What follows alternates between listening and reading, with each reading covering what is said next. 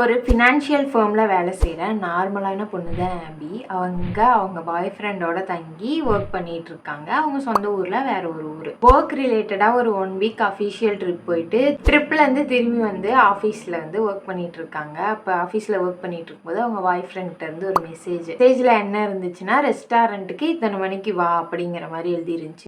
ஆபிக்கு வந்து ரொம்ப சந்தோஷம். ஏன்னா 1 வீக் கழிச்சு இப்போ தான் அவங்க பாய் ஃப்ரெண்டை பார்க்க போகிறாங்க. அதுவும் அந்த பாய் ஃப்ரெண்ட் வந்து அவங்களுக்கு ஃபேவரட்டான ஒரு ரெஸ்டாரண்ட்டில் டின்னர் புக் பண்ணியிருக்கா. ஸோ இதெல்லாம் வந்து ஒரு எக்ஸைட்டடாக இருக்கும்ல, அதை வந்து அவங்களோட கொலீக் ஒருத்தங்கிட்ட சொல்கிறாங்க. அந்த கொலீக் வந்து ஆபிட்ட என்ன சொல்கிறாங்கன்னா, அவங்க பாய் ஃப்ரெண்ட் வந்து ப்ரொப்போஸ் தான் பண்ண போகிறான், அதுக்கு தான் அவ கூப்பிட்டுருப்பான் அப்படிங்கிற மாதிரி ஆபியோட மனசில் வேற திணிச்சிட்டாங்களா. ஆபிக்கு ஒரே எக்ஸைட்மெண்ட். ரொம்ப இயர்லியாகவே ஆஃபீஸ்லேருந்து கிளம்பி அந்த ரெஸ்டாரண்ட் போய் ரீச் ஆகிட்டா.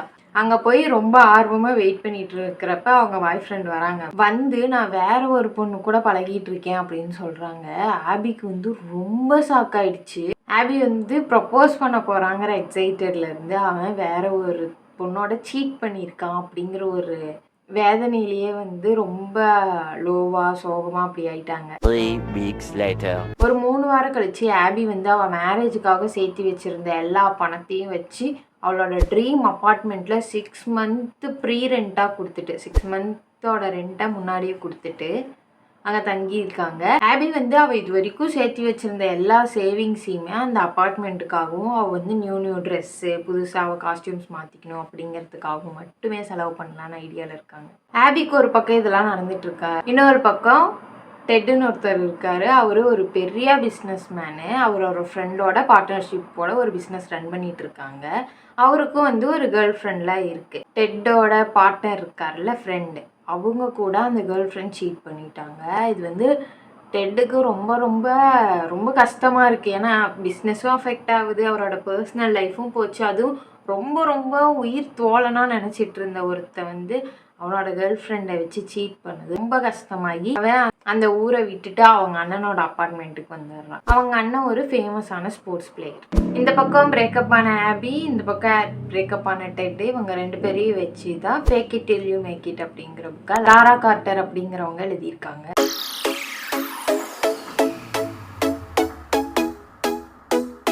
டெட் இப்போ தங்கியிருக்காருல அவங்க அண்ணா அப்பார்ட்மெண்ட், அந்த அப்பார்ட்மெண்ட்டும் ஆபி இப்போ தங்கியிருக்க அப்பார்ட்மெண்ட்டும் சேம் அப்பார்ட்மெண்ட். அப்பார்ட்மெண்ட் என்ட்ரு ஆகிற பிளேஸ் இருக்குல்ல, காமனான பிளேஸ், அந்த பிளேஸில் ஒரு தடவை ஆபி அவளோட எக்ஸ் பாய் ஃப்ரெண்டு அவனோட கேர்ள் ஃப்ரெண்டோட பார்க்குறா. அந்த எக்ஸ் பாய் ஃப்ரெண்டுக்கு ஆபியை சீட் பண்ணிட்டோம் அப்படிங்கிற ஒரு கில்ட்டுமே இல்லை. ரொம்ப ஜாலியாக கேர்ள் ஃப்ரெண்டை வச்சுக்கிட்டு ஆபியை ஜெலஸ் பண்ணுங்கிற நோக்கத்தில் அவகிட்ட அப்படியே பேச வரான்.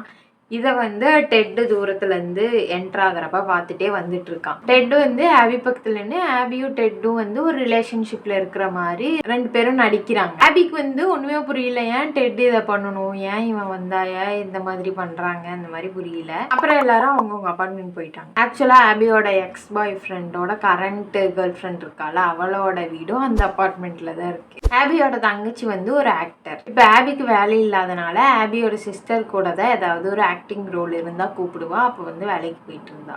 ஆபி வந்து அவள் சிஸ்டர்கிட்ட சொல்கிறா, இந்த மாதிரி இந்த அப்பார்ட்மெண்ட்டில் ஒருத்தர் இருக்காரு, அவர் என் எக்ஸ் பாய் ஃப்ரெண்ட் முன்னாடி நாங்கள் 2 பேரும் ரிலேஷன்ஷிப்பில் இருக்கிற மாதிரி என்னை காப்பாற்றி கொடுத்தாரு அப்படிங்கிற மாதிரி சொல்கிறா. அதுக்கு அந்த சிஸ்டர் வந்து யாருன்னு கண்டுபிடிக்கலாம் அப்படின்னு சொல்லிட்டு கூகுளில் சர்ச் பண்ணுறாங்க. கூகுளில் சர்ச் பண்ணால் அந்த அப்பார்ட்மெண்ட்டோட ஓனர் இருக்கான்ல, டெட்டோட பிரதர், அவனோட பேர் வந்துருக்கு. ஸோ டெட் வந்து ஒரு ஃபேமஸான ஸ்போர்ட்ஸ் பிளேயரு அப்படின்னு அவங்க 2 பேரும் நினச்சிட்டு இருக்காங்க. ஆனால் அது டெட் கிடையாது, அது அவங்க அண்ணன். ஒரு தடவை டெட்டை இன்டர்வியூ எடுக்கிறதுக்காக ஒரு ஃபேமஸ் மேகசீன்லேருந்து வராங்க.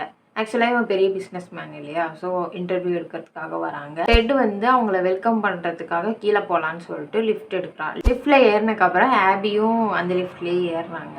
2 பேருமே கிரவுண்ட் ஃப்ளோர் ரீச் ஆனதுமே இன்டர்வியூ எடுக்க வந்திருக்காங்க அப்படின்னு ஆபிக்கு தெரியுது. ஏன்னா இவன் ஒரு ஃபேமஸான ஸ்போர்ட்ஸ் பிளேயர் தானே ஆபிக்கு தெரியும். ஸோ இன்டர்வியூ எடுக்க வந்திருக்காங்க அப்படின்னு ஆபி சாதாரணமாக நினச்சிட்டு விட்டுட்டான். அந்த இன்டர்வியூவில் டெட் கிட்ட அவளோட கேர்ள் ஃப்ரெண்ட் பற்றி நிறைய கேட்குறாங்க. ஆனால் அந்த கேர்ள் ஃப்ரெண்ட் வந்து அவங்க ஃப்ரெண்டோட சீட் பண்ணிட்டாங்கிறத இந்த உலகத்துக்கு சொல்கிறதுக்கு டெட்டுக்கு அவ்வளோ மனசு இல்லை. அதுவும் அவனை பற்றி ரொம்ப லோவாக இந்த உலகம் பேசுவோம் அப்படிங்கிறதுக்காக அவன் அதை பற்றி மறைச்சிட்டான். அவன் கேர்ள் ஃப்ரெண்டு இன்னும் ரிலேஷன்ஷிப்பில் தான் இருக்கோம் அப்படிங்கிற மாதிரி தான் இன்டர்வியூ பண்ணியிருப்பான். ஒரு தடவை டெட்டோட வீட்டில் ரொம்ப சத்தம் வருது அப்படின்னு சொல்லிட்டு ஆபியும் அவன் சிஸ்டரும் கிளம்பி என்ன சத்தம்லாம் போடாதீங்க அப்படின்னு சொல்லிட்டு வரலான்னு வேகமாக போவாங்க.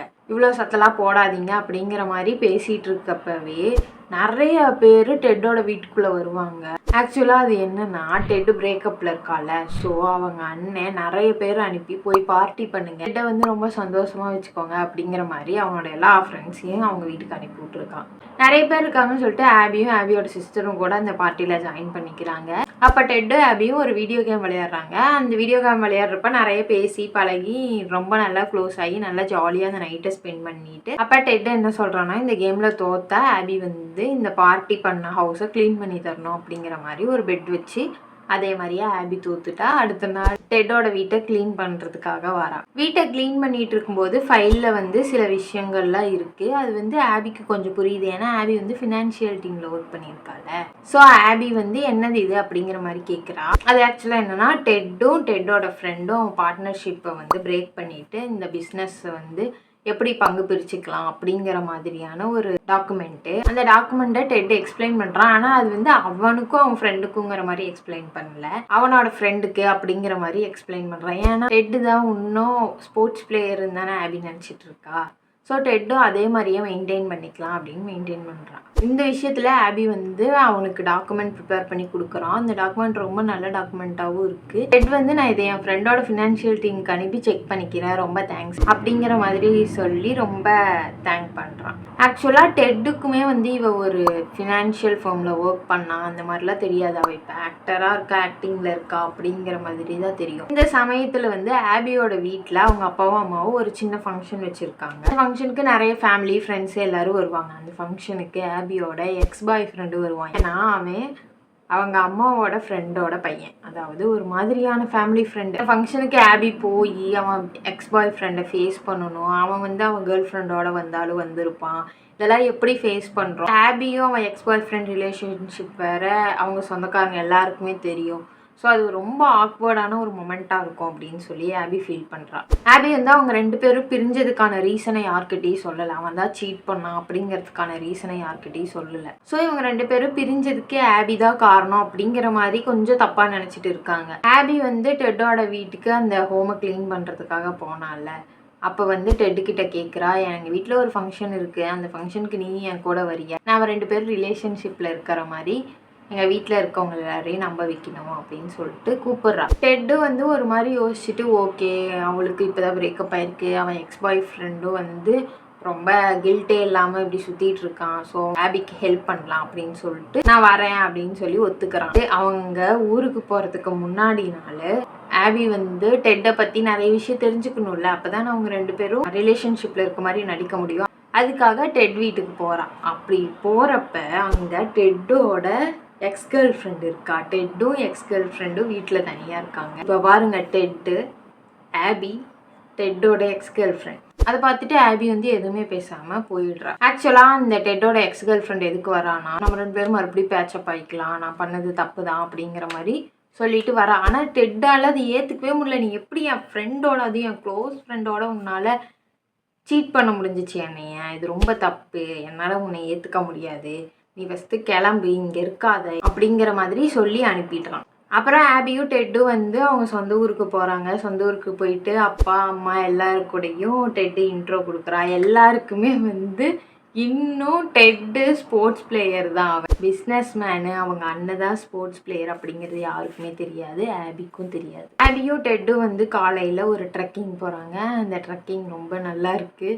ரெண்டு பேரும் வந்து அந்த டைமில் ரொம்ப ரொமான்டிக்காக நிறைய விஷயங்கள்லாம் நடக்குது. அதுக்கப்புறம் வீட்டுக்கு வந்ததுக்கப்புறமும் அவங்களுக்கு அந்த ட்ரெக்கிங்கில் பண்ணது எல்லாமே ஞாபகத்துக்கு வந்துட்டுருக்கு. கரெக்டாக ஃபங்க்ஷன் அப்போ ஆபியோட அப்பா வந்து டெட்டை கூப்பிட்டு, நீ ஸ்போர்ட்ஸ் பிளேயர் கிடையாது தானே, எதுக்கு என் பொண்ணை ஏமாத்துற அப்படின்னு சொல்லி அந்த இன்டர்வியூ கொடுத்த மேகசீனை காட்டுறான். டெட் வந்து ஃபர்ஸ்ட்லேருந்து எல்லாத்தையும் அவங்க அப்பாவுக்கு கிளியராக எக்ஸ்பிளைன் பண்ணி, எனக்கு ஆபி வேணும், எனக்கு ஆபி ரொம்ப ரொம்ப பிடிச்சிருக்கு, நான் இது வேணும்னு பண்ணல, நான் அவங்கக்கிட்ட சீக்கிரமாக உண்மையை சொல்லிடுறேன், இப்போவே கூட சொல்லிடுறேன், நீங்கள் சொல்லாதீங்க, நான் சொன்னால் தான் கரெக்டாக இருக்கும் அப்படிங்கிற மாதிரி ஆபியோட அப்பாவை கன்வின்ஸ் பண்ணுறான். ஆபியோட அப்பாவுக்கு ஆக்சுவலாக ரொம்ப சந்தோஷம் டெட் வந்து அவங்க பொண்ணை லவ் பண்ணுறது. இப்போ டெட்டே வந்து சொல்லலாம், நம்ம உண்மை சொல்லிடலாம், நம்ம ஸ்போர்ட்ஸ் பிளேயர் கிடையாதுன்னு சொல்லிடலாம் அப்படின்னு போகிறப்ப ஆபியோட எக்ஸ் பாய் ஃப்ரெண்ட் இருக்கான்ல, அவன் அந்த மேகசின் எடுத்துகிட்டு வந்து இவன் ஒரு சீட்டர், இவன் வந்து ஸ்போர்ட்ஸ் மேனே கிடையாது, இவன் ஒரு பிஸ்னஸ் மேனு அப்படின்னு சொல்லி அந்த ஃபங்க்ஷன் ஹால்லேயே எல்லாரும் முன்னாடியும் கத்திடுறான்.